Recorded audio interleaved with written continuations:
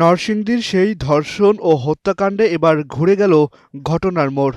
জানা গেছে, মেয়ে আমেনা আক্তারের ওপর বিরক্ত হয়ে তাকে গলায় ওড়না পেঁচিয়ে হত্যা করেন সৎ বাবা আশরাফ আলী নিজেই।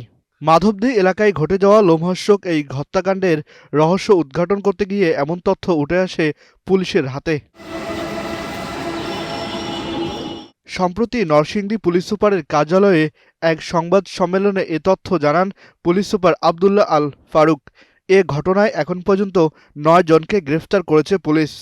গত 25শে ফেব্রুয়ারি নরসিংদী জেলার মাধবদী থানাধীন এলাকায় আমেনা বেগম হত্যাকাণ্ডের ঘটনা সংঘটিত হয়েছিল। এ সংক্রান্তে পরের দিন মাধবদী থানায় একটি নিয়মিত ধর্ষণ হত্যা মামলা রুজু হয়। এখানে এজাহার নামে আসামি ছিলেন ৯ জন।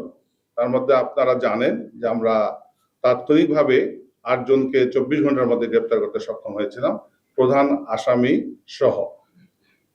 পরবর্তীতে আমরা এই ৮ জন আসামিকে বিজ্ঞ আদালতে রিমান্ড শুনানির জন্য প্রেরণ করলে বিজ্ঞ আদালত তাদের প্রত্যেককে ৮ দিনের রিমান্ড মঞ্জুর করেন।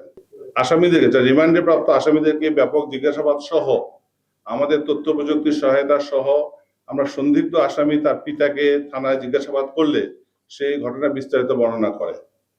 সে বলেছে যে তার মেয়ের সামাজিকভাবে অসামাজিক কাজে লিপ্ত ছিল, এই কারণে এলাকার লোকজন সহ তাকে ভৎসনা করত প্রায়, এবং তাকে এলাকা ছেড়ে যাওয়ার জন্য এলাকাবাসী বলেছিল যে তোমার মেয়ে এলাকার অসামাজিক কার্যক্রমে লিপ্ত আছে। তখন সে সিদ্ধান্ত নেয় যে এই মেয়ের জন্য আমার মান সম্মান নষ্ট হচ্ছে, তাকে দুনিয়া থেকে সরে দিতে পারলে তারা বেঁচে যাবে। এবং তারই ধারাবাহিকতায় তারা ২৫ তারিখে রাত আনুমানিক ৮:৩০টার দিকে মেয়েকে নিয়ে জনৈক সুমনের বাসায় দিয়ে আসার জন্য রওনা করে। এবং বাসা থেকে রওনা হওয়ার ১০-১৫ মিনিট পরে একটা সরিষা খেতে সে যাচ্ছিল, যাওয়ার পথে মেয়েটার সামনে ছিল এবং এই আশরাফ তার পিছনে ছিল। থাকা অবস্থায় সে ওড়না দিয়ে মেয়েকে পিছন থেকে ফাঁস দিয়ে মেরে ফেলে এবং মৃত্যু নিশ্চিত হওয়ার পরে তার সে ওড়নার একটি অংশ দিয়ে তার হাত পিছনে বেঁধে সে চলে আসে। এসে তার পরিবারকে জানায় যে এই ধরনের ঘটনা সে নুরা এবং অন্যান্যরা তার মেয়েকে অপহরণ করে নিয়ে গিয়েছে।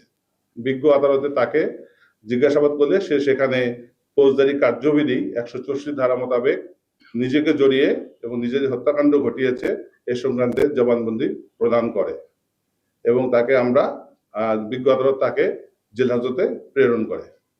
৫ তারিখে যে ঘটনা ঘটেছে আপনারা জানেন, এ সংক্রান্তে মাধবদী থানায় মামলা হয়েছে এবং এই ঘটনার সাথে প্রধান যে সন্দেহভাজন অ্যাকিউজ তাকে আমরা গ্রেপ্তার করেছি।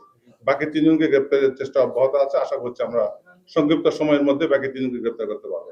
দেখেন, এই বিষয়টা সম্পূর্ণ একটা সামাজিক ব্যাধি বা সামাজিক অপরাধ। এটা আমরা সবাই মিলে সামাজিক সচেতনতা বৃদ্ধির মাধ্যমে এটাকে আমরা রোধ করতে পারি।